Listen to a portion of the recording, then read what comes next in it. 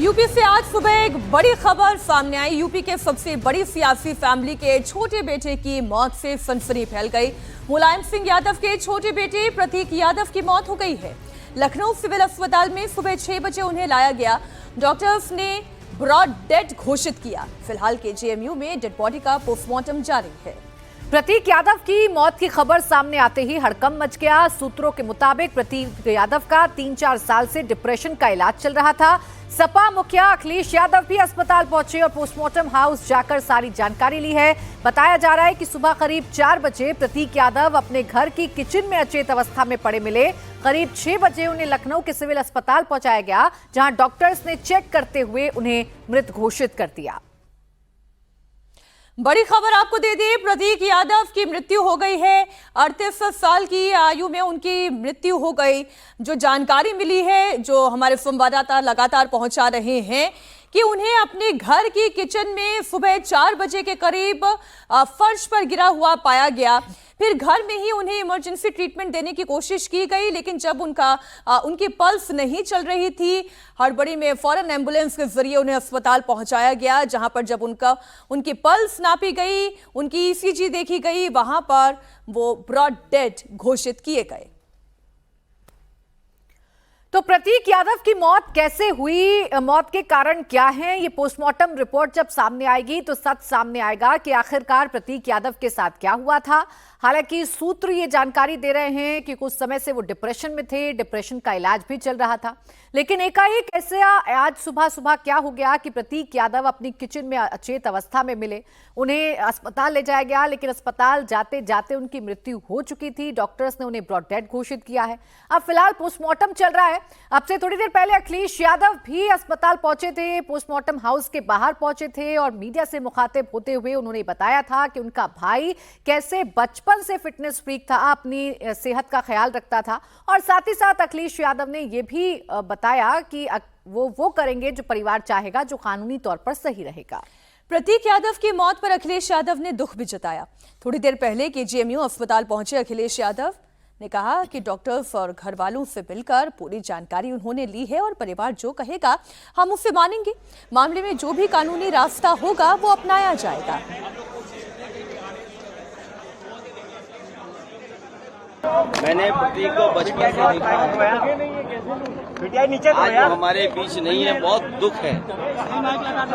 और एक अच्छा नौजवान इसलिए था कि बचपन से ही उसे स्वास्थ्य के प्रति, अपने हेल्थ के प्रति, और वो कुछ जीवन में आगे बढ़कर के काम करना चाहता था। एक बहुत अच्छा लड़का जो अपने मेहनत से कुछ करना चाहता था। बहुत दुखद है वो आज हमारे बीच नहीं है। अखिलेश जी, लास्ट टाइम आपकी बात कब होनी चाहिए? मौत होनी चाहिए, आपको लगता है जांच होनी चाहिए? स्वाभाविक है कि जो कानूनी और जो कानून कहता है और जो परिवार के लोग कहेंगे, उस हिसाब से हम लोग मानेंगे बात। अखिलेश जी, आखिरी टाइम आपकी बात कब हुई थी? ये तारीख तो नहीं बता सकता हूं मैं, लेकिन कुछ दिन पहले मेरी मुलाकात हुई थी, लगभग 2 महीने पहले। उस समय भी मैंने यही कहा था कि अपने स्वास्थ्य का ध्यान रखिए और अपने कारोबार को आगे बढ़ाइए। कभी कभी फाइनेंशियल या कुछ जो कारोबार में जो नुकसान होता है, उससे कई बार लोग बहुत दुखी हो जाते हैं। वो हमारे बीच नहीं है। जो कानूनी रास्ता है वो हम लोग अपनाएंगे। अब देखिए, थोड़ी देर में प्रतीक की पोस्टमार्टम रिपोर्ट भी आएगी और लखनऊ में ही उनके अंतिम संस्कार उनका किया जा सकता है। प्रतीक के पारिवारिक सदस्य मुकेश बहादुर सिंह ने इंडिया टीवी से बात करते हुए और क्या कुछ बताया है, आपको सुनवाते हैं। मुकेश बहादुर सिंह पारिवारिक सदस्य हैं, उनसे बात कर लेते हैं। मुकेश जी, क्या जानकारी मिल पाई? आखिर इतनी बड़ी जो खबर आई वो उसके पीछे वजह क्या है? नहीं, वजह तो अभी पोस्टमार्टम रिपोर्ट आना इसलिए बाकी है तो अभी फॉरेंसिक्स और जितनी और तरीके की साइंटिफिक जांचें होती हैं सीएमओ के प्रेजेंस में, सिटी मजिस्ट्रेट की प्रेजेंस में सारा कुछ हो रहा है। अगले 10-15 मिनट में रिपोर्ट आ जाएगी। अभी रिपोर्ट आई नहीं है तो इसलिए कोई टिप्पणी उसमें नहीं कर सकते, बट वो कारण जो भी हो, बट उसमें कोई सस्पिशियस चीज़ आपको नहीं दिखेगी। मतलब वो स्वाभाविक वो है, बीमारी है या जो भी है, रीज़न अभी आ जाएगा। सिटी मजिस्ट्रेट, सीएमओ, फॉरेंसिक्स सारी जो है पोस्टमार्टम रिपोर्ट में सभी लोग मौजूद हैं। अखिलेश जी भी अभी आए थे, उन्होंने भी दिए थे। तो एकदम नितांत ये बहुत दुखद है और 10 मिनट में वो लोग निकल रहे हैं तो मैं आगे चल रहा हूँ क्योंकि आगे और सारे अरेंजमेंट करने हैं। जानकारी मिल पाई कि रात में एकाएक तबीयत बिगड़ी कैसे है, अनकॉन्शियस कैसे हो गए? किसी ने बताया 4 बजे बेहोश अवस्था में मिले। नहीं, वो गिर गए थे एकदम से। सीजर्स और फिट्स कभी भी आते हैं, ब्लड प्रेशर हाई होता है, कुछ भी होता है, किसी को कोई रीज़न नहीं पता। जब तक रिपोर्ट नहीं आएगी तब तक कुछ भी कहना जो है वो बेमानी होगा। मतलब अपने मन से कोई विश्लेषण करना ठीक नहीं होता है। रिपोर्ट को आने दीजिए, अगले 10-12 मिनट में रिपोर्ट आ जाएगी। पिछले कुछ टाइम से जिम भी नहीं जा रहे थे, घर पे लगातार थे, अस्वस्थ ज़्यादा थे, लंग्स वाली जो समस्या थी। अस्वस्थ नहीं थे, वो तो थोड़ा बीमार तो थे वो, और उसका ट्रीटमेंट भी प्रॉपर चल रहा था, तो बीमार तो थे। इसमें ये कहना कि बीमार नहीं थे ये गलत होगा। बीमार लंबे समय से चल रहे थे तो बीमारी तो थे। अब कारण क्या हुआ, क्यों गिरे, बीपी हाई हुआ, फिट्स आए, कार्डियक अरेस्ट हुआ, क्या हुआ, जो भी रीज़न हो वो अगले 15-20 मिनट में रिपोर्ट आते ही सामने आ जाएगा। अपर्णा जी लखनऊ आ चुकी हैं, आ चुकी हैं। यहाँ आ रही है कि वो घर पहुँचेंगे? यहाँ नहीं आएंगे, यहाँ आने का कोई तुक नहीं है। हम लोगों ने पोस्टमार्टम करवा लिया है और बॉडी को लेकर के घर जा रहे हैं, तो मैं थोड़ा पहले चल रहा हूँ। क्या पारिवारिक सदस्य हैं तो मैं जानना चाह रहा हूँ कि अंतिम संस्कार लखनऊ में होगा या कहाँ होगा? अभी तक की सूचना ये है कि लखनऊ में होगा, लेकिन अभी भी अपर्णा जी के आने के बाद भी उस पर निर्णय होगा। अभी मैं, अमन और उनके पिताजी अंदर थे, बट अभी उस पर कोई निर्णय नहीं हुआ है। अपर्णा जी के आने के बाद ही अंतिम निर्णय होगा। अपर्णा जी के आने के बाद अंतिम निर्णय होगा। मुकेश बहादुर सिंह पारिवारिक दोस्त हैं, अपर्णा यादव के भाई भी हैं। उनका कहना है कि जिस तरीके से सारा सीक्वेंस ऑफ इवेंट हुआ है, पोस्टमार्टम रिपोर्ट के बाद 10-15 मिनट बाद चीज़ें क्लियर हो जाएंगी, स्पष्ट हो जाएंगी, और उसके बाद ये स्पष्ट हो सकेगा इस पूरे मामले का सच क्या है। और इसी बीच एक बड़ी खबर आपको दे दें, प्रतीक यादव का फोन पुलिस ने अपने कब्जे में ले लिया है। प्रतीक यादव के फोन को पुलिस ने अपने कब्जे में इसलिए लिया है कि अगर इसमें कुछ भी सस्पिशियस है तो फिर वो फोन से जानकारी हासिल की जा सकती है। हमारे दोनों सहयोगी रुचि कुमार प्रतीक के घर से लाइव जुड़ी हुई हैं और विशाल प्रताप सिंह KGMU लखनऊ से हमारे साथ लाइव जुड़े हुए हैं, जहां पर इस वक्त पोस्टमार्टम की प्रक्रिया चल रही है। पहले तो इसी पर जानकारी दे दे विशाल, क्योंकि पुलिस ने प्रतीक यादव का फोन अपने कब्जे में ले लिया है, इससे जुड़ी हुई और क्या इनपुट आपके पास?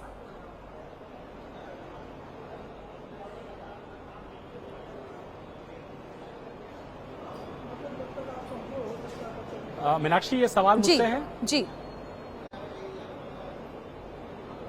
मीनाक्षी, बिल्कुल जो हमारे पास जानकारी है, डीसीपी सेंट्रल, चूंकि वो सेंट्रल इलाका लगता है लखनऊ का, जो विक्रांत वीर हैं वो अपने लखनऊ पुलिस के जो दूसरे सहयोगी हैं उनके साथ घर पर पहुंचे हुए हैं। उन्होंने प्रतीक यादव का जो फोन है वो अपने कब्जे में ले लिया है, ताकि पुलिस ये स्टैब्लिश करना चाहती है कि कोई भी फाउल प्ले की कंडीशन ना हो, और अगर कोई भी ऐसी सस्पिशियस गतिविधि हो तो कम से कम फोन के माध्यम से पुलिस को उसकी जानकारी मिल जाए। इसीलिए फिलहाल हजरतगंज जो पुलिस है जिसके अंतर्गत ये पूरा मामला आता है, उसने प्रतीक यादव का जो फोन है वो अपने कब्जे में ले लिया। और ये बताया जा रहा है कि जो पोस्टमार्टम की प्रक्रिया है, चूंकि हम KGMU के समय पोस्टमार्टम हाउस पर मौजूद हैं, पोस्टमार्टम की प्रक्रिया पूरी कंप्लीट कर ली गई है और 2 से 4 मिनट के अंदर, या बहुत ज्यादा 5-7 मिनट के अंदर जो पार्थिव शरीर है वो यहां से निकलेगा। अंदर जो पोस्टमार्टम हाउस है वहां पर प्रतीक यादव के जो साले हैं, अपर्णा यादव के जो भाई हैं अमन सिंह बिष्ट, वो मौजूद हैं, उनके पिता मौजूद हैं, और जो पारिवारिक सदस्य हैं, पारिवारिक दोस्त है मुकेश बहादुर सिंह, अब से कुछ देर पहले वो यहां से निकले। उन्होंने कहा है कि अपर्णा यादव भी लखनऊ पहुंच गई हैं, बहुत मुमकिन है कि वो डायरेक्ट घर जाएंगी, चूंकि पोस्टमार्टम की जो प्रक्रिया है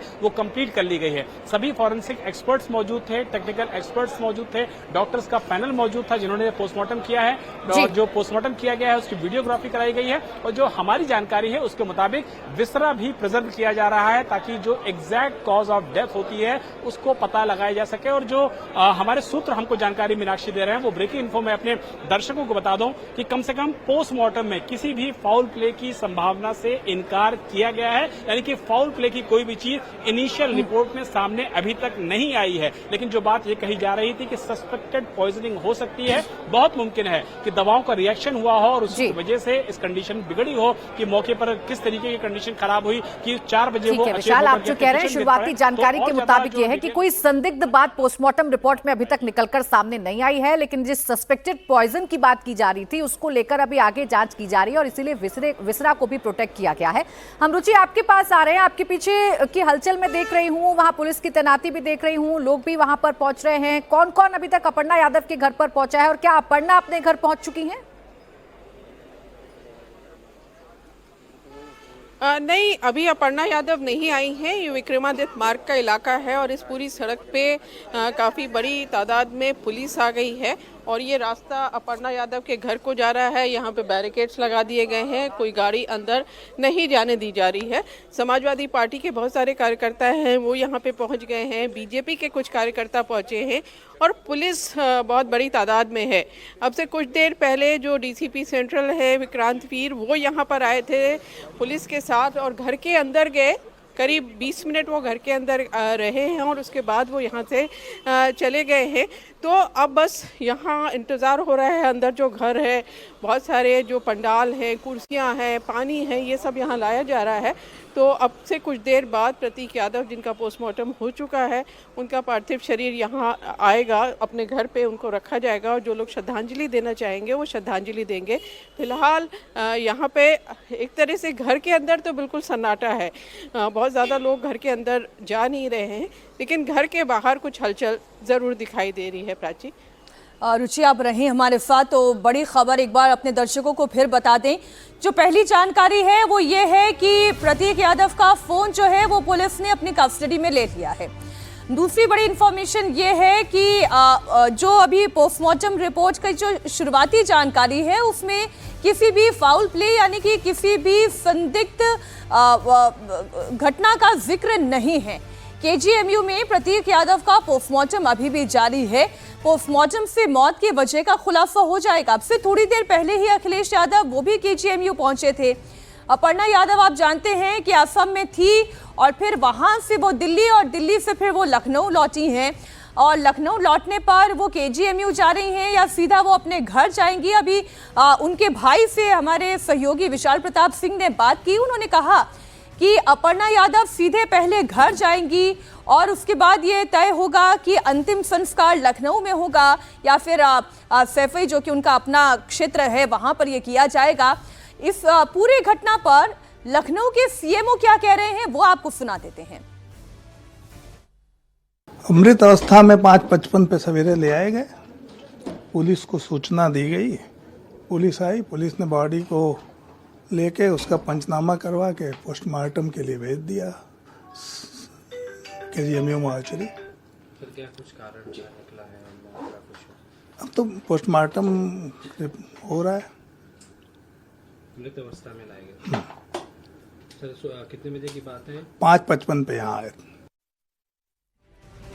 प्रतीक यादव की मौत के बाद प्रतीक के दोस्त सुमित ने भी बड़ा दावा किया है। सुमित ने कहा कि प्रतीक को कोई गंभीर बीमारी नहीं थी। बता दें कि सुमित प्रतीक के साथ जिम करते थे। सुमित का ये बयान ऐसे वक्त पर आया है जब लोग कह रहे थे कि वो पिछले कई दिनों से बीमार थे, लेकिन प्रतीक के दोस्त सुमित का कहना है कि प्रतीक को कोई गंभीर बीमारी नहीं थी। सुनिए आप। कोई गंभीर बीमारी नहीं, कोई गंभीर बीमारी। साथ में जिम करते हैं,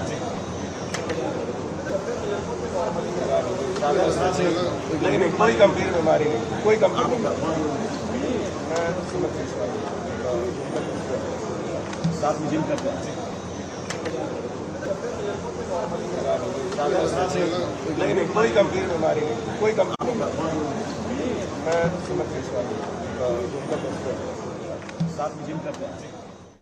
प्रतीक के मित्र हैं सुमित जो ये कह रहे थे कि प्रतीक यादव को कोई गंभीर बीमारी नहीं थी। न जाने क्यों लोग डिप्रेशन को गंभीर बीमारी नहीं मानते हैं। 3 साल से प्रतीक यादव अगर फोर्सेस की सही माने तो वो डिप्रेशन का इलाज अगर ले रहे थे तो ये वाकई में गंभीर परेशानी थी। जो उनकी सेहत पर असर डाल रही थी। और फिर हाल ही में लंग्स का भी ट्रीटमेंट उनका चल रहा था, और केवल लखनऊ में नहीं, दिल्ली में ही नहीं बल्कि विदेश भी वो इस ट्रीटमेंट के लिए गए थे। तो इतना तो तय है कि कुछ ना कुछ ट्रीटमेंट उनका लगातार चल रहा था। तो रुचि, पहली बात तो ये है कि ये बात तय है कि वो बीमार चल रहे थे, क्योंकि तभी अखिलेश यादव ये कह रहे थे ना कि अभी हमारी कुछ दिनों पहले मुलाकात हुई थी और तब मैंने उन्हें अपनी तबीयत का ख्याल रखने के लिए कहा था।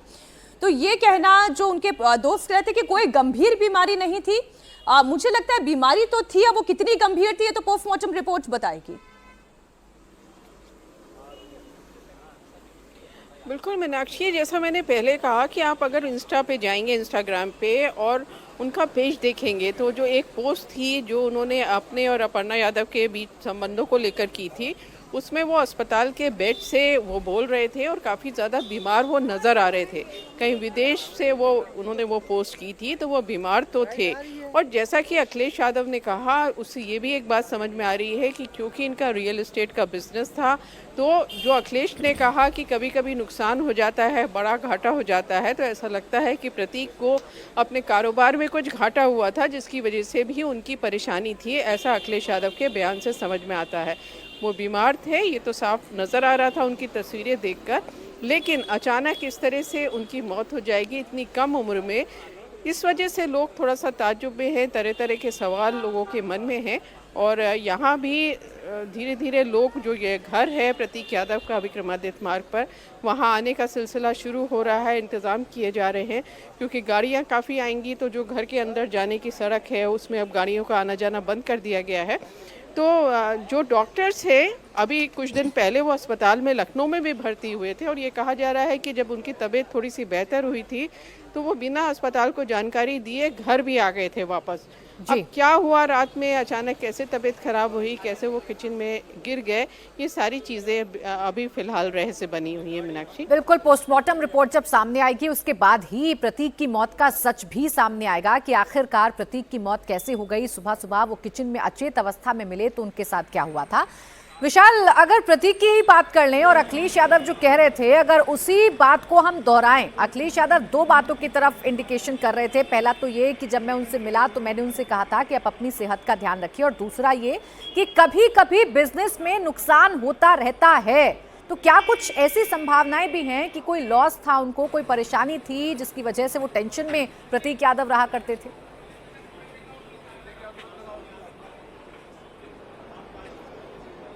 बहुत महत्वपूर्ण सवाल है कि क्या कोई बिजनेस लॉस था जिसकी वजह से परेशानी थी, दिक्कत थी, क्योंकि जो हमारे सोर्सेज हमको जानकारी दे रहे हैं वो यही बता रहे हैं कि 3 से 4 सालों से प्रतीक यादव का डिप्रेशन का भी इलाज लखनऊ के मेदांता अस्पताल समेत दिल्ली में भी चल रहा था, और इसी वजह से कहीं ना कहीं थोड़ा वो परेशान भी रहते थे। लेकिन वो परेशानी क्या इतनी ज्यादा हो सकती है कि किसी की जान चली जाए, ये एक बड़ा सवाल है। दूसरी बात जो अखिलेश यादव ने बोली कि मैंने उनसे जब मुलाकात की तो अपनी सेहत का वो ख्याल रखें, इसका भी जिक्र किया, यानी कि सेहत में कहीं ना कहीं डेटोरेशन था, भले वो डिप्रेशन की वजह से हो, किसी दूसरे वजह से हो, क्योंकि जो हमारे सोर्सेज हमको बता रहे हैं वो ये भी इशारा कर रहे हैं कि लंग्स में जो इन्फेक्शन था उसका भी इलाज लखनऊ के ही अस्पताल में चल रहा था। लिहाजा न सिर्फ शारीरिक रूप से परेशान थे प्रतीक यादव, बल्कि मानसिक तौर पर भी परेशान थे। जो बिजनेस में उनको लॉस हुआ था, जिसका इशारा अखिलेश यादव ने अपनी बाइट में किया है, तो इस बात से बिल्कुल इनकार नहीं किया सकता है कि कई सारी परेशानियां ऐसी थी जिसका मुकाबला प्रतीक यादव कर रहे थे। वो शारीरिक रूप से भी थी, वो मानसिक रूप से भी थी, वो फाइनेंशियल रूप से भी थी। लेकिन सवाल यही उठता है कि कल रात उनके साथ क्या हुआ, जिसके बाद वो अचेत अवस्था में अपने बाथरूम में गिर जाते हैं। डॉक्टर्स को बुलाया जाता है, डॉक्टर्स उनकी नब्ज नहीं पकड़ पाते हैं, अस्पताल लेके आया जाता है, उसमें ईसीजी में कोई भी जो गतिविधि होती है वो नजर नहीं आती है, ब्लड प्रेशर में कोई गतिविधि नजर नहीं आती है। उसके बाद डॉक्टर जब आईसीयू में लेके पहुंचते हैं तो प्रतीक यादव को वहां पर ब्रॉड डेड डिक्लेयर कर दिया जाता है, यानी कि जो कंडीशन है, जो बॉडी डेड बॉडी है, वो कम से कम जब सिविल लाई गई है तो वो पूरी तरीके से मृतक कंडीशन में ही थे। और सिविल लाना और जो 5 मिनट की दूरी पर है वो ये बताता है कि कल रात प्रतीक यादव के साथ कुछ ऐसा हुआ जो निश्चित तौर पर बहुत ज्यादा अत्यप्रसिद्ध था। और जो हमारे सोर्सेज है वो हमको इशारा कर रहे हैं कि बॉडी ने हल्का सा ब्लूइश कलर जरूर लिया था। बॉडी का जो नॉर्मल कलर होता है और जो बॉडी का कलर प्रतीक यादव का था उसमें फर्क था, इसीलिए सस्पेक्टेड पॉइजनिंग की भी बात कही जा रही है। हालांकि ये भी कहा जा रहा है कि ये केमिकल रिएक्शन दवाओं का भी हो सकता है। जो बात 2-3 जो सूत्र के हवाले से ही हमारे सहयोगी विशाल आपको बता रहे हैं, पहला तो ये कि वो डिप्रेशन का इलाज उनका चल रहा रहा था, दूसरा ये लंग्स में इन्फेक्शन भी हो रहा था, ये बात भी ठीक है। लेकिन वो वैसे किस तरीके के व्यक्ति थे? प्रतीक यादव का इंस्टाग्राम का जो आखिरी वीडियो है वो मैं आपको दिखाना चाहती हूँ। इसमें वो बहुत खुश नजर आ रहे थे, बहुत फिट भी नजर आ रहे थे। प्रतीक यादव कैसे दिख रहे थे, जरा ये बड़ी तस्वीर मैं आपके सामने रख दूं। ये आखिरी पोस्ट जो है उनका प्रतीक यादव का, जरा आप वो देखिए। एडवेंचरस व्यक्ति थे, ये समझ में आता है इन तस्वीर को जब आप देखते हैं। ये उनका इंस्टाग्राम का आखिरी पोस्ट है। कितने एडवेंचरस हैं, जो हवा से बातें करना चाहता हो, जो फिट रहना चाहता हो, जो जिम चलाता हो, बिजनेस कर रहा हो, रियल एस्टेट से जुड़ा हुआ हो। अब ये तस्वीर तो यही कहती है कि व्यक्ति खुश है, जिंदगी के अलग अलग आयाम को वो जीना चाहता है। लेकिन कल क्या हुआ, सुबह 4 बजे किचन में प्रतीक यादव को अचेत अवस्था में देखा गया। सुबह 4 बजे का वो वक्त था जब प्रतीक यादव किचन में गिरे हुए थे। सुबह 5:55 पर उन्हें अस्पताल ले जाया गया और उनके घर से महज 5 मिनट की दूरी पर है सिविल अस्पताल, जहां पर विशाल ये जानकारी दे रहे हैं हमारे सहयोगी कि उन्हें ले जाया गया एम्बुलेंस के जरिए। डॉक्टर्स ने उन्हें ब्रॉड डेड घोषित किया। सुबह 6:10 का वो वक्त था जब उनका ईसीजी किया गया। तब ये समझ में आ गया कि पल्स नहीं चल रही है, हार्ट रुक चुका है, बॉडी के बाकी ऑर्गन्स काम नहीं कर रहे हैं, तो उन्हें ब्रॉड डेड लाया गया, ये घोषित कर दिया गया। और सुबह 7 बजे पोस्टमार्टम की प्रक्रिया केजीएमयू में शुरू हुई। 4 डॉक्टर्स की टीम इस वक्त उनका पोस्टमार्टम कर रही है और जो इनिशियल रिपोर्ट आ रही है, जो हमारे सहयोगी विशाल दे रहे हैं, उस इनिशियल रिपोर्ट के मुताबिक कुछ पॉइजनस उनके शरीर में जरूर पाया गया है। अब वो क्या है, इसी पर जांच जारी है। प्रतीक यादव की मौत कैसे बन गई एक पहेली? जान कैसे गई? क्या हुई कोई अनहोनी? क्या जहर की वजह से हुई प्रतीक की मौत?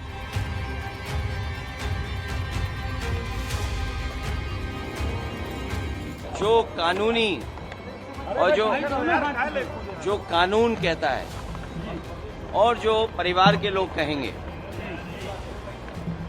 उस हिसाब से हम लोग मानेंगे बात। बेहोश पड़े थे प्रतीक, सबसे पहले किसने देखा? कुछ दिन पहले मेरी मुलाकात हुई थी, लगभग 2 महीने पहले। उस समय भी मैंने यही कहा था कि अपने स्वास्थ्य का ध्यान रखिए। बहुत दुखद है वो आज हमारे बीच नहीं है। प्रतीक की मौत पर सवाल, आखिर कितने राज? तो प्रतीक की मौत कैसे हुई, किन हालातों में हुई, कल रात उनके साथ क्या हुआ था, इन तमाम सवालों का जवाब आना बाकी है। जैसे ही पोस्टमार्टम रिपोर्ट आएगी वैसे ही इस सवाल का जवाब मिलेगा कि आखिरकार प्रतीक के साथ क्या हुआ था। विशाल, मेरे सहयोगी भी लगातार हमारे साथ बने हुए हैं, पोस्टमार्टम हाउस के बाहर से बने हुए हैं। जितनी भी अपडेट उनके पास से मिल रही हैं वो तमाम अपडेट हमको पहुंचा रहे हैं और बता रहे हैं कि प्रतीक के साथ आखिरकार क्या हुआ था और पोस्टमार्टम रिपोर्ट अभी क्या इशारा कर रही है। लेकिन जैसा अभी तक की जानकारी है, सुबह 4 बजे वो किचन में अचेत अवस्था में मिलते हैं और फिर 5:55 पर उनको अस्पताल ले जाया जाता है और 6:10 पर उनको ब्रॉड डेथ घोषित कर दिया जाता है और 7 बजे से उनकी पोस्टमार्टम की प्रक्रिया चल रही है। ये पता लगाने की कोशिश की जा रही है कि आखिरकार प्रतीक के साथ क्या हुआ था। विशाल, अगर आपको मेरी आवाज मिल रही है तो इस बात की जानकारी दीजिए कि फिलहाल कितना वक्त और लगेगा अभी पोस्टमार्टम रिपोर्ट सामने आने में?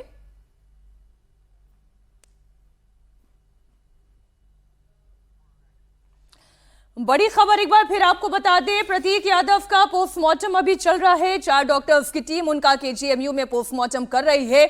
अभी थोड़ी देर पहले अखिलेश यादव यहां से होकर गए। उन्होंने कहा कि जो भी परिवार कहेगा, जो भी कानूनी प्रक्रिया होगी, उसका पालन किया जाएगा। हमारे सहयोगी रुचि कुमार इस वक्त प्रतीक यादव के घर से हमारे साथ लाइव जुड़ी हुई हैं। घर पर भी अब हलचल बढ़ती चली जा रही है। रुचि, हम देख रहे हैं परिवार वालों का भी अब उनके घर पहुंचने का सिलसिला शुरू हो चुका है। लेकिन एक सवाल ये है कि जब प्रतीक यादव घर के किचन में अचेत अवस्था में पाए गए, उस वक्त घर के अंदर कौन कौन मौजूद था? घर का स्टाफ, परिवार के सदस्य, उस वक्त घर में किन लोगों की मौजूदगी थी? रुचि,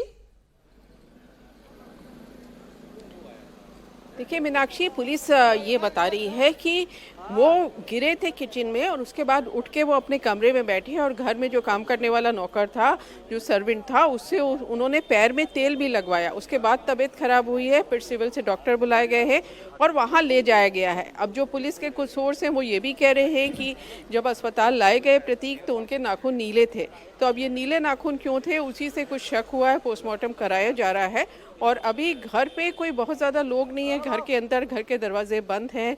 घर के बाहर ज़रूर जो कार्यकर्ता हैं समाजवादी पार्टी के और बीजेपी के जो कार्यकर्ता हैं वो यहाँ मौजूद हैं, पुलिस यहाँ पे मौजूद है, लेकिन घर के अंदर ज़्यादा लोग नहीं हैं। काफ़ी देर पहले जो अमन, जो अपर्णा के भाई हैं, उनकी पत्नी कुछ 2 महिलाओं के साथ घर के अंदर गई थी और बाकी कुछ लोग आ रहे हैं, निकल रहे हैं, लेकिन ज़्यादा लोग, मीनाक्षी अभी फिलहाल यहाँ पे मौजूद नहीं है। बात फिर से कंफर्म करिए, इंतजार है, उसके बाद पता चलेगा।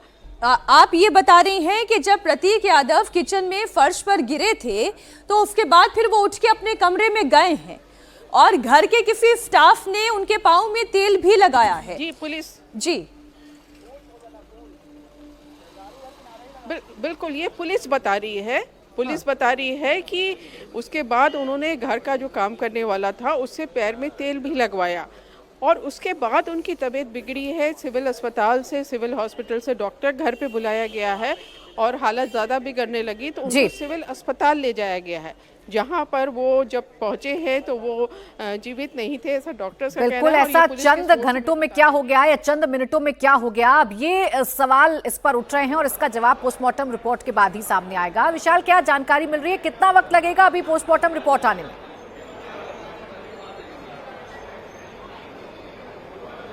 देखिए प्राची, इनिशियल जो पोस्टमार्टम की रिपोर्ट है वो तो अपने दर्शकों को हम बता ही चुके हैं। इनिशियल रिपोर्ट में बताया गया है कि फाउल प्ले जैसी कोई भी चीज, यानी कि कोई भी सस्पिशियस चीज कम से कम जो पोस्टमार्टम हुआ है उसमें जो इनिशियल रिपोर्ट आती है उसमें इनिशियल रिपोर्ट में ऐसा कोई जिक्र फिलहाल नहीं है। और जब डिटेल रिपोर्ट आएगी तो उसके बाद ज्यादा बेहतर तरीके से जो कॉज ऑफ डेथ है उसको समझा जा सकेगा। लेकिन जो हमारी जानकारी है, जो पुलिस सोर्सेज हमको बता रहे हैं पोस्टमार्टम हाउस के, वो ये कह रहे हैं कि विसरा को प्रिजर्व किया गया है। किसी भी घटना में जब कॉज ऑफ डेथ एग्जैक्ट नहीं हो पाता है और उसमें कहीं ना कहीं कुछ पॉसिबिलिटीज होती है कि उसको और ज्यादा इन्वेस्टिगेट किया गया जाए, तो उसी कंडीशन में विसरा को प्रिजर्व किया जाता है। और फिलहाल प्रतीक यादव का जो विसरा है उसको प्रिजर्व किया गया है और यह माना जा रहा है कि आने वाले समय में इसका जो और डिटेल एग्जामिनेशन होगा उसके बाद चीजें स्पष्ट हो सकेंगी। लेकिन जो हमारी जानकारी है उसके मुताबिक अभी भी कम से कम 1 घंटा, मिनिमम 1 घंटा लगेगा अपर्णा यादव को अपने घर पहुंचने में, चूंकि वो दिल्ली से आ रही हैं और अभी भी उनकी फ्लाइट लखनऊ लैंड नहीं कर पाई है। तो ये 1 घंटे का समय मिनिमम अभी लगेगा जब अपर्णा यादव अपने घर पहुंचेंगी।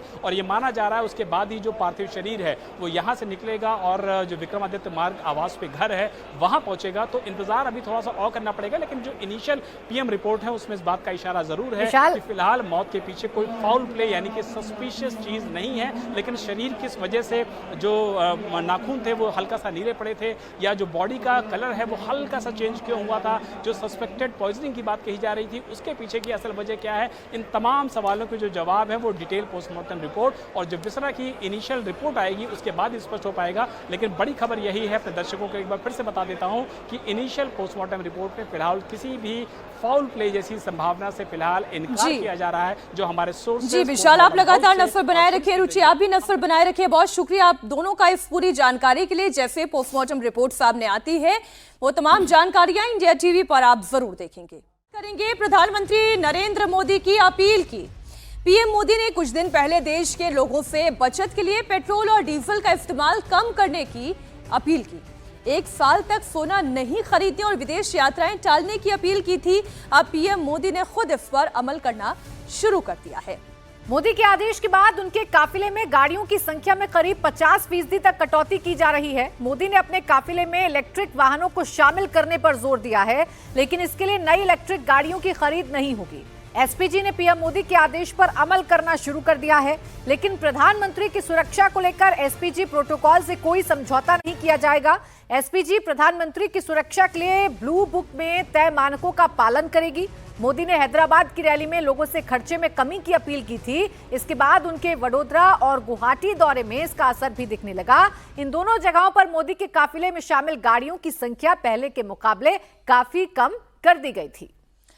बड़ी खबर आपको बता दें, प्रधानमंत्री नरेंद्र मोदी ने 24 घंटे के अंदर अंदर 2 अपील की थी और देश से अपील करते हुए उन्होंने कहा था कि आप सोना ना खरीदें, उन्होंने ये कहा था कि आप बचत करें, विदेश यात्राओं को आप टालें, और इस 2 अपील के बाद उन्होंने खुद इस पर अमल करना शुरू किया है।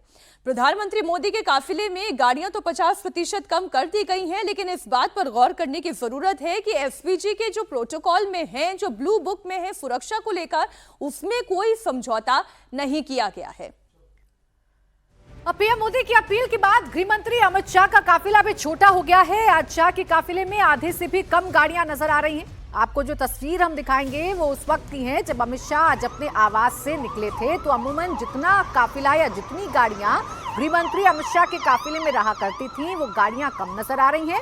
यानी प्रधानमंत्री, गृह मंत्री अमित शाह, सरकार के तमाम मंत्री और प्रदेशों के मुख्यमंत्रियों ने अब प्रधानमंत्री की सलाह पर अमल करना शुरू कर दिया है। चूंकि विपक्ष यही कह रहा था कि प्रधानमंत्री पहले खुद करके दिखाएं, विपक्षी कह रहा था कि पहले बीजेपी के जो नेता हैं वो करके दिखाएं, और प्रधानमंत्री ने खुद ही अमल करना शुरू कर दिया। और जब प्रधानमंत्री अमल करेंगे तो पार्टी के तमाम नेता या उनके कैबिनेट के सहयोगी या बीजेपी शासित राज्यों के मुख्यमंत्री भी इस पर अमल करेंगे ही, और उसकी तस्वीर आज देखने को मिल रही है। आप देखिए गृह मंत्री का काफिला कितना बड़ा होता है, लेकिन आज उनका काफिला आधे से भी कम दिखाई दे रहा है। इतनी कम गाड़ियां इसमें दिखाई दे रही हैं। अब पीएम मोदी की नसीहत को बीजेपी शासित राज्यों के मुख्यमंत्रियों ने कैसे अमल में लाना शुरू किया है वो आपको बता दें।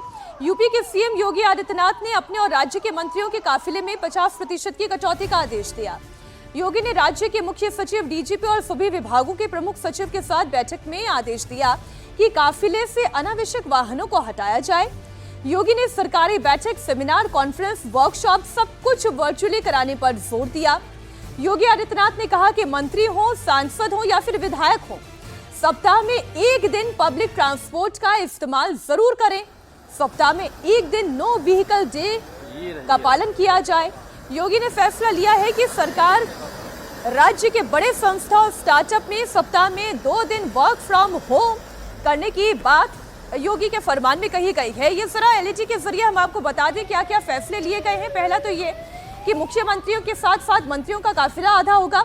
सरकारी बैठक, कॉन्फ्रेंस और वर्कशॉप ऑनलाइन कराई जाएगी। हफ्ते में 1 दिन पब्लिक ट्रांसपोर्ट से एमएलए और मंत्री जाएं। इतना ही नहीं, मेट्रो, सरकारी बसेस का अधिक से अधिक इस्तेमाल किया जाए। सप्ताह में 1 दिन नो व्हीकल डे हो और बड़े संस्थान, स्टार्टअप में हफ्ते में 2 दिन वर्क फ्रॉम होम करें। तो ये बड़ी बातें खर्च में कटौती के अभियान के तहत योगी आदित्यनाथ ने अपने फरमान में शामिल की है। तो पीएम मोदी ने बदलाव की शुरुआत खुद से की है, अपनी सुरक्षा से समझौता भी किया है। लिहाजा देश के कई बड़े राज्यों के मुख्यमंत्रियों ने भी अब इस पर अमल करना शुरू कर दिया है। पीएम मोदी के आदेश के बाद उनकी सुरक्षा में लगी एसपीजी भी काम पर जुट गई है। पीएम के काफिले में अब सिर्फ जरूरी गाड़ियां ही चलेंगी ताकि ईंधन की बचत की जा सके। हालांकि उनकी सुरक्षा से समझौता नहीं किया जाएगा। तो उधर सीएम योगी ने लखनऊ में मीटिंग कर अफसरों और मंत्रियों से कहा है कि अपनी फ्लीट में कम गाड़ियां रखें। एमपी के सीएम मोहन यादव, दिल्ली की सीएम रेखा गुप्ता, राजस्थान के सीएम भजन लाल सब ने अपनी तरफ से पहल की है। इधर केंद्रीय जल शक्ति मंत्री सीआर पाटिल ने कहा है कि वो स्कॉट की गाड़ियां नहीं लेंगे और जितना हो सकेगा कम गाड़ियों का इस्तेमाल करेंगे। दरअसल पीएम ने वैश्विक स्तर पर हो रहे संकट को लेकर एक चेतावनी या एक अपील देश के सामने रखी थी, और उस अपील में हिस्सा ये था कि पेट्रोल, डीजल का जो इस्तेमाल है वो किफायत के साथ किया जाए। प्रधानमंत्री ने वर्क फ्रॉम होम की बात कही थी और कार पूलिंग की बात कही थी, और अब उसका असर यह है कि खुद सरकार ने पहले अमल करना शुरू किया है, खुद प्रधानमंत्री ने पहले अमल करना शुरू किया है ताकि पूरे देश में एक संदेश जा सके। पीएम की अपील का असर मुख्यमंत्रियों पर भी दिखना शुरू हो गया है। एक और बड़ी खबर आपको दे दें, पीएम के ईंधन बचाने के अपील का बड़ा असर हुआ। राजस्थान और हरियाणा के मुख्यमंत्री ने भी अपना अपना काफिला छोटा कर लिया। दोनों मुख्यमंत्री केंद्रीय जल शक्ति मंत्री सीआर पाटिल से मिलने के लिए पहुंचे थे, और इस दौरान उनके काफिले में गाड़ियों की संख्या बाकी दिनों के मुकाबले बहुत कम थी। राजस्थान के सीएम भजन लाल ने कहा कि पीएम की गाइडलाइन को पूरा करेंगे, कम गाड़ियों का इस्तेमाल करेंगे, जो कार्यक्रम जरूरी नहीं है उन्हें या तो छोटा करेंगे या फिर वो रद्द करेंगे। क्योंकि जिस स्थिति और आप देख रहे हैं, माननीय हमारे देश के यशस्वी प्रधानमंत्री नरेंद्र मोदी जी ने कई विषयों पर गाइडलाइन दी है। हम सभी मुख्यमंत्री उस गाइडलाइन को पूरा कर रहे हैं, हमारे मंत्रिमंडल के साथी उसको पूरा कर रहे हैं, और उसको लेकर के हम सभी ने निर्देशित किया है कि कम गाड़ियां चलेंगी, जितनी आवश्यकता है उतना करेंगे। और इस तरह के कार्यक्रम जिसमें ज़्यादा वो, उन कार्यक्रमों को भी हमने अभी पूरी तरह से कहा है कि वो कार्यक्रम कम हो। ऐसे कार्यक्रमों को देखते हुए ये जो माननीय प्रधानमंत्री जी के निर्देशानुसार जो उन्होंने बताया है, निश्चित रूप से हम सभी स्टेटों के मुख्यमंत्री उसकी पालना करेंगे। पीएम मोदी की अपील का जबरदस्त असर दिखने लगा है। पूरे देश में मुख्यमंत्री से लेकर मंत्री और सांसद विधायक तक पेट्रोल बचाने की मुहिम में जुट गए हैं। इस वक्त की बड़ी खबर दिल्ली से है। दिल्ली के मंत्रियों ने भी ईंधन बचाने की मुहिम शुरू कर दी है। पर्यावरण मंत्री मनजिंदर सिंह सिरसा ने अपने काफिले की गाड़ियां कम कर दी हैं। अब 3 की जगह 2 गाड़ियां होंगी। मंत्री आशीष सूद के काफिले में मंत्री जी की गाड़ी के अलावा अब सिर्फ 1 गाड़ी होगी। मंत्री आशीष सूद अब इलेक्ट्रिक कार से चलेंगे। देखिए, पब्लिक ट्रांसपोर्ट का इस्तेमाल करते हुए भी मंत्री आपको नजर आ रहे होंगे। ये तस्वीर दिल्ली के मंत्री आशीष सूद की है, जिन्होंने ई रिक्शा से भी यात्रा की, मेट्रो स्टेशन तक गए और फिर मेट्रो में सवार होकर कड़कड़ डूमा कोर्ट पहुंचे। कुछ ऐसा ही कानून मंत्री कपिल मिश्रा ने भी किया है, वो भी मेट्रो में सफर करते दिखे। पीएम मोदी की अपील के बाद पूरे देश में एक मुहिम सी शुरू हो गई है। आशीष सूद पहले ई रिक्शा से एक आम आदमी की तरह पहुंचते हैं मेट्रो स्टेशन और फिर मेट्रो स्टेशन पर जाकर मेट्रो में सवार होकर अपनी मंजिल तक पहुंचते हैं और ऐसा ही कपिल मिश्रा करते हैं। अब मोदी की अपील का असर किन किन राज्यों में देखने को मिल रहा है, तो योगी आदित्यनाथ यानी कि उत्तर प्रदेश में मुख्यमंत्री योगी आदित्यनाथ ने ये अपील कर दी है। सीएम मंत्रियों के काफिले में 50% गाड़ियों की कटौती कर दी गई है। इसके अलावा मध्य प्रदेश में भी इसका असर देखने को मिल रहा है। वहां के सीएम मोहन यादव ने भी यह फैसला लिया है कि सीएम के काफिले में 13 की जगह अब 8 गाड़ियां ही चलेंगी। तो इसके साथ ही साथ गुजरात के जो डिप्टी सीएम हैं हर्ष सांघवी, उनकी तरफ से भी यह फैसला लिया गया है कि विदेश दौरा वो अपना रद्द कर रहे हैं। तो बीजेपी शासित राज्यों के मुख्यमंत्री या एनडीए शासित राज्यों के मुख्यमंत्री या उनके मंत्री अब धीरे धीरे करके अपने काफिलों में कटौती कर रहे हैं। इसी में नाम है देवेंद्र फडणवीस का, जो कि महाराष्ट्र के सीएम है। बिन मंजूरी मंत्रियों की हवाई यात्रा नहीं होगी, ये साफ कर दिया है देवेंद्र फडणवीस ने। राजस्थान के मुख्यमंत्री भजनलाल शर्मा ने भी फैसला लिया है कि सीएम के काफिले में कम से कम गाड़ियां चलेंगी। तो वहीं दिल्ली की मुख्यमंत्री रेखा गुप्ता ने भी यही फैसला लिया है कि गाड़ियों की संख्या अब सीमित होगी। पेट्रोल डीजल को किफायत के साथ इस्तेमाल करना है, ज्यादा से ज्यादा बचत करनी है, यह अपील प्रधानमंत्री ने की थी और उसका असर अब देखने को मिल रहा है। चाहे उत्तर प्रदेश हो, चाहे एमपी हो, चाहे गुजरात हो, हर जगह अब कटौती की। पर गुजरात में भी बड़ा असर देखने को मिल रहा है। आज गुजरात के सीएम भूपेंद्र पटेल का काफिला 5 गुना छोटा नजर आया। गुजरात के सीएम भूपेंद्र पटेल अब अमरेली से गांधीनगर स्थित अपने आवास पहुंचे तो उनके काफिले में केवल 3 ही गाड़ियां नजर आ रही थी। स्कॉट व्हीकल या रिजर्व व्हीकल नजर नहीं आया, ना ही मुख्यमंत्री के कॉन्वॉय में जैमर व्हीकल दिखा। मुख्यमंत्री की कार के साथ साथ केवल सिक्योरिटी स्टाफ की 2 गाड़ियां सीएम हाउस की तरफ जाती दिखी। तो वो लंबा लंबा काफिला जो मुख्यमंत्री का हुआ करता था वो महज 3 गाड़ियों में सिमट गया है। हम ये जानते हैं कि कोई भी काफिला होता है तो उसमें खासतौर पर जब पीएम का या सीएम का काफिला होता है तो एस्कॉर्ट व्हीकल के साथ साथ उसमें एम्बुलेंस भी शामिल होती है, पुलिस की भी कुछ गाड़ियां शामिल होती हैं और फिर सिक्योरिटी की भी गाड़ियां और फिर जो अधिकारियों की गाड़ियां होती हैं वो भी इसमें शामिल होती हैं। लेकिन प्रधानमंत्री की सलाह पर अमल करते हुए गुजरात के मुख्यमंत्री भूपेंद्र पटेल का काफिला 5 गुना छोटा हो चुका है। गुजरात के डिप्टी सीएम हर्ष सांघवी ने पीएम मोदी की अपील के बाद अपनी अमेरिकी यात्रा रद्द कर दी और गुजरात के राज्यपाल ने तो ऐलान कर दिया कि वो हेलीकॉप्टर से नहीं बल्कि ट्रेन से ट्रैवल करेंगे। हमारे सहयोगी निर्णय कपूर अहमदाबाद से और मनीष भट्टाचार्य जयपुर से जुड़ गए हैं। तो पहले निर्णय आप ही से जानकारी ले ले, 5 गुना छोटा कर देना किसी सीएम का अपना काफिला, केवल 3 गाड़ियां नजर आ रही थी, ये कितनी बड़ी मैसेजिंग है और ये कितना जरूरी हो गया है? जी बिल्कुल, देखिए बहुत बड़ा मैसेज इससे जाएगा जब मुख्यमंत्री खुद 3 ही गाड़ियों में ट्रैवल कर रहे हैं और वो भी बिकॉज ऑफ सिक्योरिटी कंपल्जन्स 2 गाड़ियां उनके साथ हैं। वरना आप देखिए मुख्यमंत्री के कॉन्वॉय में पहले आगे वार्निंग कार होती है, पायलट व्हीकल होते हैं, उसके बाद उनके स्टाफ के कुछ व्हीकल्स होते हैं, उसके बाद फिर उनके सिक्योरिटी की टीम साथ में होती है, वही करीब 7 व्हीकल तो वही होते हैं। कुल मिलाकर के 15 से 16 गाड़ियां होती हैं, हमने अमूमन ऑब्जर्व किया है, लेकिन आज सिर्फ 3 गाड़ियां थी। एक बड़ा मैसेज जाएगा। लेकिन इसके साथ साथ आपको बता दूं कि राज्य सरकार ने काफ़ी स्तर पर स्टेप्स भी लेना शुरू कर दिया। जैसे अभी अभी हमें सूचना मिली है कि गृह विभाग ने यानी पुलिस डिपार्टमेंट जो है गुजरात का, वो अब अपनी सारी मीटिंग्स वर्चुअली करेगा। ये आदेश जारी कर दिए गए हैं पुलिस डिपार्टमेंट की। अब कोई भी मीटिंग्स जो है उसके लिए फिजिकली नहीं जाना पड़ेगा। और इसके अलावा अभी कुछ देर पहले जब हम यहाँ खड़े हुए थे लाइव के लिए, राज्य सरकार के ऊर्जा मंत्री जो हैं ऋषिकेश पटेल, वो अभी हमने देखा सचिवालय पहुंचे, सिर्फ एक ही गाड़ी थी और उन्होंने बताया कि अब से वो जहां भी जाएंगे वो सिर्फ अपनी एक पर्सनल गाड़ी जो उनको दी हुई है उसी में होंगे। और यदि कहीं जाना भी है, जैसे स्कॉट व्हीकल और पायलट व्हीकल का अगर रिप्लेसमेंट चाहिए तो वो पहले से पॉइंट्स वगैरह जो हैं वो डिसाइड कर लिया करेंगे ताकि सही समय पे वो सही जगह पहुंच जाएं। उन्होंने कहा कि मेजर लेना बड़ा आसान है, आपको अल्टरनेट तरीके ढूंढने पड़ेंगे। मोदी की अपील पर काम करना शुरू करेंगे और जो उनको गाड़ियां मिली हुई हैं उसमें कटौती करेंगे तो जाहिर बात है कि जनता के अंदर भी ये संदेश जाएगा और जनता भी फिर उस अपील पर अमल करने की कोशिश करेगी। अब देखिए, प्रधानमंत्री मोदी की अपील का अगर असर होता है तो सालाना 45 अरब डॉलर बचाया जा सकता है। देखिए, ये आपको बताते हैं कि कितना रुपया बचाया जा सकता है। तो अगर क्रूड ऑयल में 10% की कटौती भी हो जाती है तो 13.5 अरब डॉलर की बचत की जा सकती है। इसके अलावा सोने की खरीदारी, जो प्रधानमंत्री ने अपील की है कि 1 साल तक सोना ना खरीदें, अगर इसमें 10% की भी कमी आती है यानी 10% की भी कटौती होती है तो समझिए 7.2 अरब डॉलर की बचत यहां पर हो जाएगी।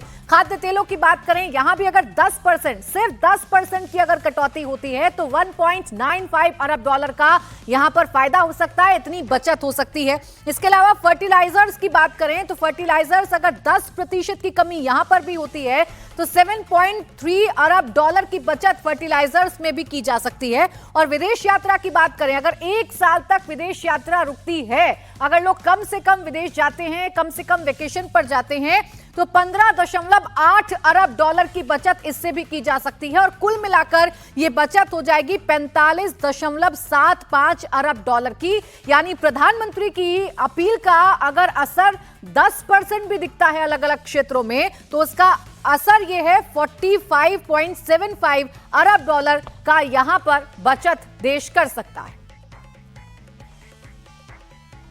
We are in a situation where, unlike other countries in the world, which have had to either face severe problems in terms of availability and supply, or where prices have gone up 50-60%, the Honorable Prime Minister's statement is very visionary. It looks to the future. There are certain activities which we can curtail. It's not that something is going to happen. That's all negative, panic-creating activity. I can tell you, as somebody who's more involved in this, I review the situation every day along with the CMDs of the oil sector for an hour, hour and a half.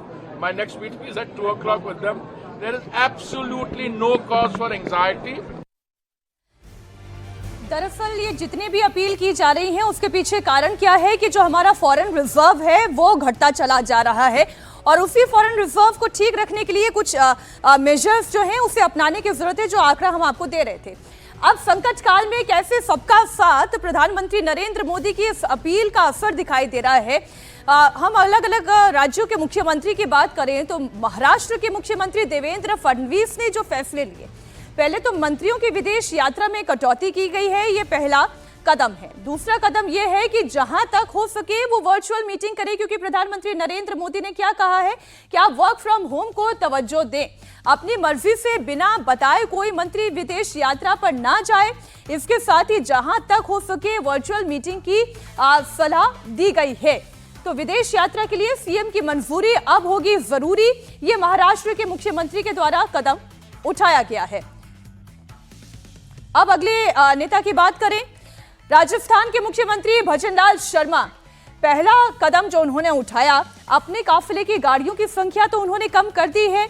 इतना ही नहीं, अपनी सरकार में कार्यरत अधिकारियों को भी ईंधन बचाने का निर्देश दिया गया है और मंत्रियों के काफिले को भी छोटा करने के निर्देश दे दिए गए हैं, क्योंकि आलोचना हो रही थी कि भाई सारी रिक्वेस्ट, सारी निवेदन, सारी सलाह और नसीहत केवल जनता के लिए क्यों, ये खुद नेता और मुख्यमंत्री अपने ऊपर अमल में क्यों नहीं लेकर आते।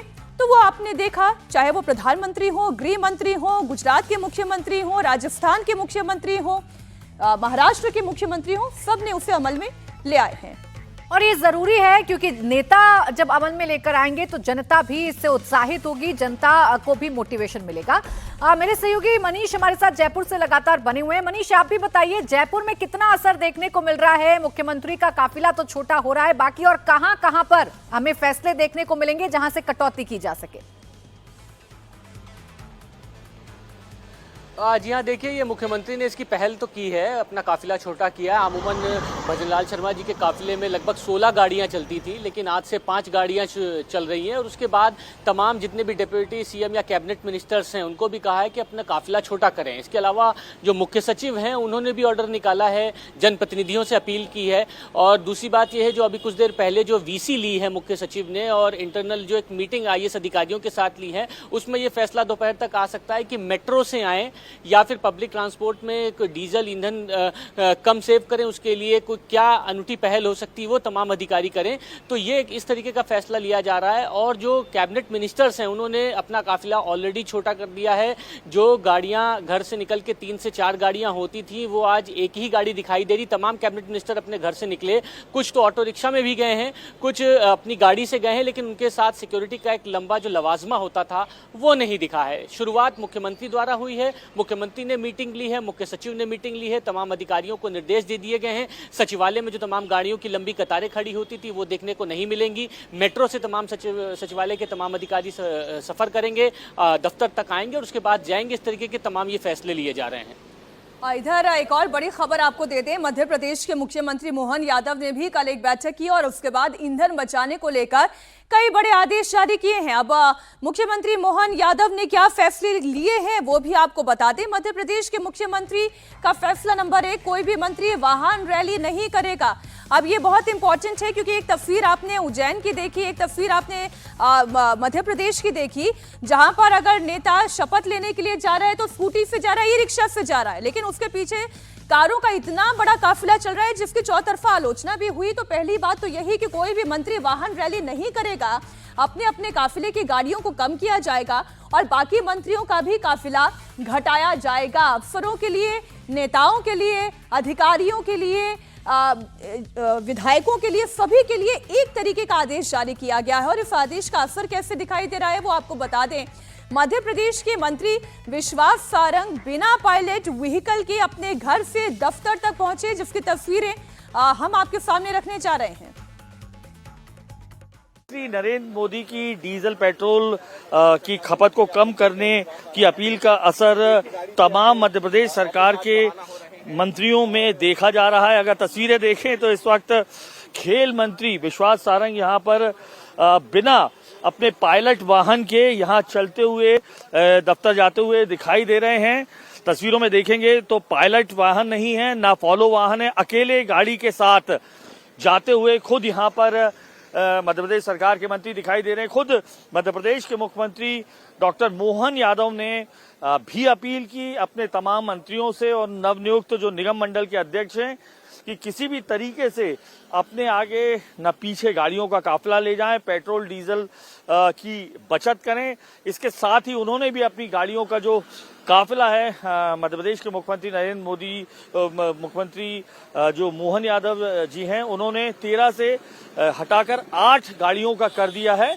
8 गाड़ियां ही रहेंगी चूंकि उन्हें Z+ सिक्योरिटी मिली हुई है, इसलिए जब वो शहर के अंदर जब भी भ्रमण होगा तो 8 गाड़ियों के साथ ही चलेंगे। तो साफ तौर पर प्रधानमंत्री नरेंद्र मोदी की जो अपील है पेट्रोल डीजल बचाने की जनता से जो की गई है उसका पालन मध्य प्रदेश सरकार के तमाम मंत्री भी अब कम से कम अभी तो करते दिखाई दे रहे हैं।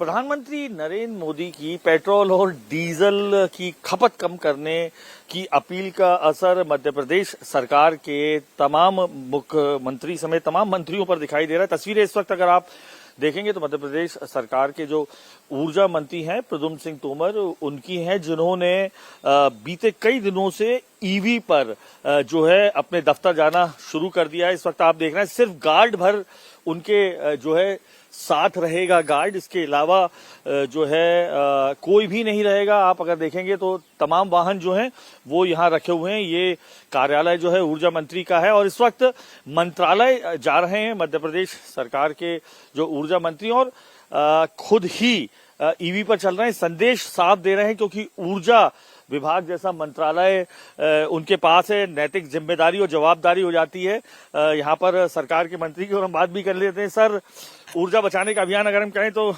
शुरू ऊर्जा मंत्री से हुआ। देखिए कि देश के यशस्वी प्रधानमंत्री माननीय नरेंद्र मोदी जी का राष्ट्र हित में जो उनकी अपील है उसका दायित्व है हम सबका निर्वहन करना, और इस निर्वहन में हम सब लोग उनकी अपील पर काम कर रहे हैं, और जो राष्ट्र हित के लिए भी है हमारा ये काम निरंतर जारी रहेगा। और इस वक्त की बड़ी खबर आपको बता दें, महाराष्ट्र में भी पीएम मोदी की अपील का असर दिखने लगा है। महाराष्ट्र विधानसभा के अध्यक्ष ने भी अपना काफिला छोटा कर दिया है। राहुल नार्वेकर ने काफिले की 2 गाड़ियां कम कर दी हैं। साथ ही विधायक दल का जापान दौरा भी रद्द कर दिया गया है। राहुल नार्वेकर के काफिले में 4 गाड़ियां थीं जो अब घटकर 2 ही हो गई हैं। हमारे सहयोगी ने राहुल नार्वेकर से बात की है, सुनिए उन्होंने क्या कहा। आह्वान को ध्यान में रखते हुए हमारा विधिमंडल का जो जापान दौरा था उसे भी हमने रद्द करने का फैसला किया है, और उसी के साथ सभी विधायकों को और सभी नागरिकों को मैं यही अपील करूंगा कि जितनी बचत कर पाए उतनी करना ज़रूरी है, ताकि हमें किसी भी प्रकार से कोई भी असुविधा ना हो। सर, अगर हम बात कर लें, मैं आपकी गाड़ी फिलहाल दिखा देता हूँ, विधानसभा अध्यक्ष जी की ये गाड़ी है और उसके साथ 2 पायलट गाड़ी। सर, सवाल ये भी है कि जैसे आप ये गाड़ी इस्तेमाल कर रहे हैं, जिस गाड़ी से आप ट्रैवल करेंगे, इसके अलावा सर कौन सी गाड़ी आपने फिलहाल कम कर दी? हमारा जो कॉन्वॉय है उसको हमने कम कर दिया है, और अभी मैं केवल अपनी व्हीकल जिससे ट्रैवल करता हूँ उसी का उपयोग कर रहा हूँ। इसके अलावा एक सिक्योरिटी जो पुलिस प्रशासन के तरफ से जो ज़रूरी है उतना केवल ज़रूरी जो चीज़ें हैं उसका इस्तेमाल किया जा रहा है। मतलब पहले जो लगभग अगर 4 गाड़ियां हुआ करती थी ऐसे मान ले, तो उसमें से कुछ 2 आपने कम कर दी। बिल्कुल। तो अपील का असर हो रहा है और बड़ा असर हो रहा है। देखना यह है कि क्या जनता पर भी इसका असर उतना ही गहरा तक जाता है या नहीं।